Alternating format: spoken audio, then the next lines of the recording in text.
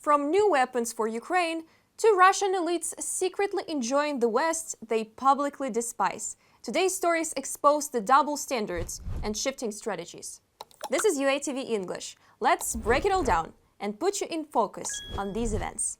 The message from Washington and Brussels sounds clearer now. More weapons for Ukraine, stronger NATO coordination, and a new financial model where Europe buys and the US supplies.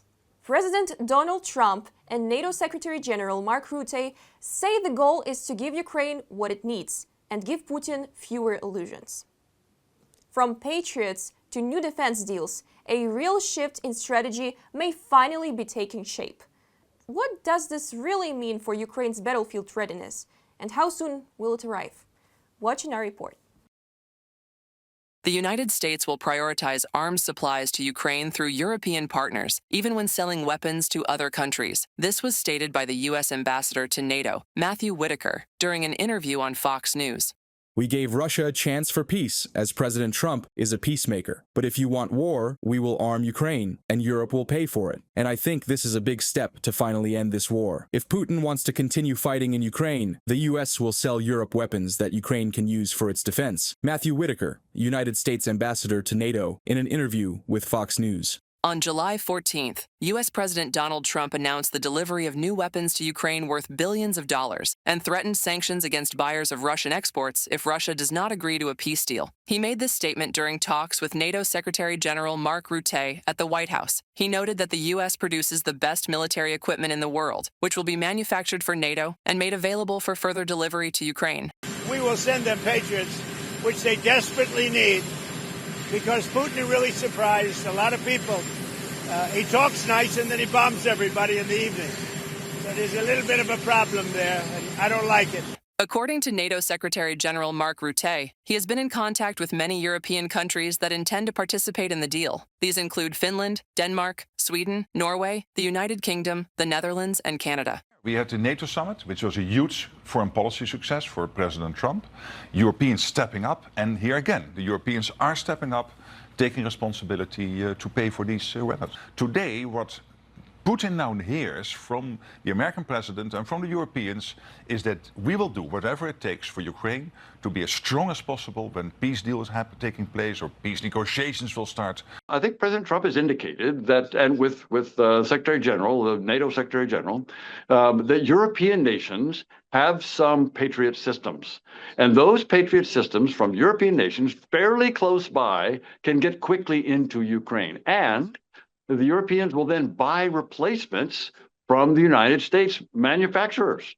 So this works out very well for all concerned. According to Axios, Washington plans to sell NATO an initial arms package for Ukraine worth $10 billion in the first wave. It includes missiles, air defense systems, and artillery shells. Some sources even mention long-range missiles. However, as U.S. President Donald Trump stated on July 15th, this package will not include long-range missiles, specifically the JASSM air-to-ground missiles with an 800-kilometer range. These cruise missiles, capable of evading radars, will likely be launched from Ukrainian F-16 fighters, and this will significantly enhance U.S. support for Ukraine. Ukraine may receive the standard JASSM version with a range of 370 kilometers from a publication by The Times. Germany will play a decisive role, stated German Chancellor Friedrich Merz in response to U.S. President Donald Trump's initiative to supply weapons to Ukraine on a large scale. We are doing this in our own interests. This will help Ukraine protect itself from Russian bombing terror. This is the only way to increase pressure on Moscow to ultimately negotiate peace. Finally, we show that we are moving in the same direction as our security partners. Friedrich Merz, Chancellor of Germany, on X. According to the German outlet Spiegel, German Defense Minister Boris Pistorius has been working for months to secure an agreement acceptable to the U.S. regarding weapons for Ukraine. The German Defense Minister also reported that Germany sent a letter to the U.S. requesting the possible purchase of long-range Typhoon missiles. According to him, these missiles could serve as an interim solution until 2026, when Germany and other European countries develop their own long-range weapons.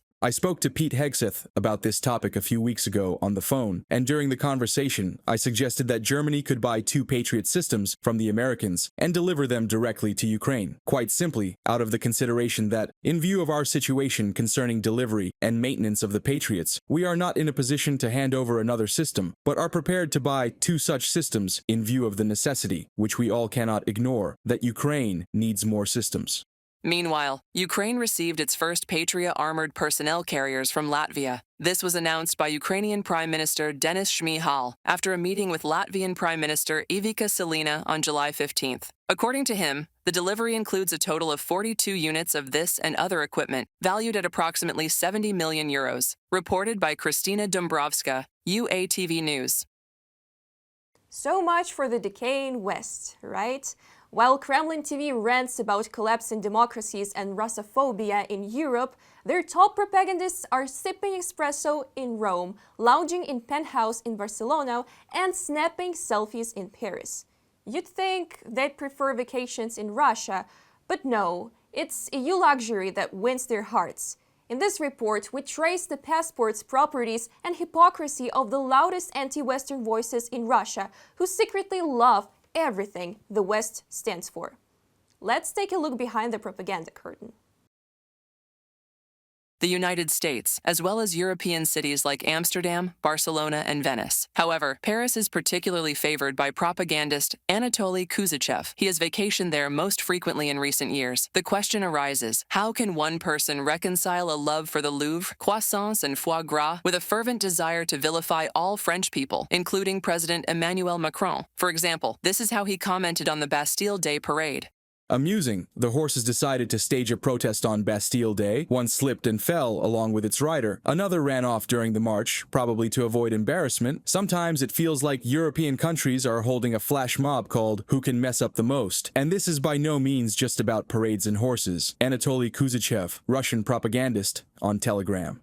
Spain is another country of the so-called decaying West, as Kremlin mouthpieces love to say. Here, in between their main job, fiercely fighting democratic Europe, the leadership of the NTV channel likes to vacation. Indeed, why go to Sochi when you can head to your penthouse in Barcelona? Journalists from The Insider discovered that top manager of the Gazprom media holding, Mikhail Demin, owns property in Spain. The Insider was able to confirm that Demin owns 4 properties in Spain, a penthouse in Barcelona, a house in Blanes near Girona, and both an apartment and a villa with a pool in the Catalonia region's Lloret de Mar. Demin is not under European Union sanctions, while Gazprom Media has been sanctioned by the United States and Canada for its role in promoting Kremlin propaganda and disinformation. It remains untouched by the EU. The broadcasts of some of its channels, however, have been restricted in a number of EU countries, largely due to the holding company's affiliation with Gazprom Bank, which is under European sanctions, from a publication by The Insider. Meanwhile, Alexander Zharov, former head of Roskomnadzor, prefers to vacation with his family in Italy. He has frequently visited Rome, Naples, and Pisa. A regular participant in the propaganda talk show Evening with Vladimir Solovyov, head of the Mosfilm studio Karen Shakhnazarov, enjoys vacationing in Cyprus. His leisure is funded by following the Kremlin's playbook. Among his recent statements, I quote, "The West wants to destabilize Russia from within." He also promotes another Kremlin agenda, calling on Russian football players to go to the front and fight against Ukraine. If your homeland is in danger, and it is in danger, it's like a mother. And if she's in danger, no matter how you feel, do something to save her. Overall, according to data from Russia's border service studied by the Insider journalists, the most popular vacation destinations for Russian propagandists remain France, Italy, Spain, Greece, Germany, Croatia, and Cyprus. Traveling to European Union countries does not stop them from proclaiming on Russian television screens about the West's decay, rampant Russophobia, and the absence of so-called Russian traditional values. Meanwhile, the Russian propaganda machine systematically fabricates the appearance of international support for Kremlin policies. Propaganda deliberately seeks out pro-Russia texts on Chinese blog platforms and then presents them as the stance of reputable publications. This happened with reports following the NATO summit in The Hague. The NATO summit in The Hague was a victory for Russia, pro-Kremlin outlets reported, citing supposed Chinese media from a publication by Mojem Obyaznit on Telegram. To create the illusion of international support for Moscow's policies, propagandists most often use half-truths or fragments of real statements, taking quotes out of context and distorting their meaning. Reported by Yulia Hranovska, UATV News. From battlefields to beachfront villas, the contrasts speak volumes. as Western support ramps up and Russian hypocrisy gets harder to hide. Drop your thoughts and predictions on these developments below, and always stay in focus with UATV English.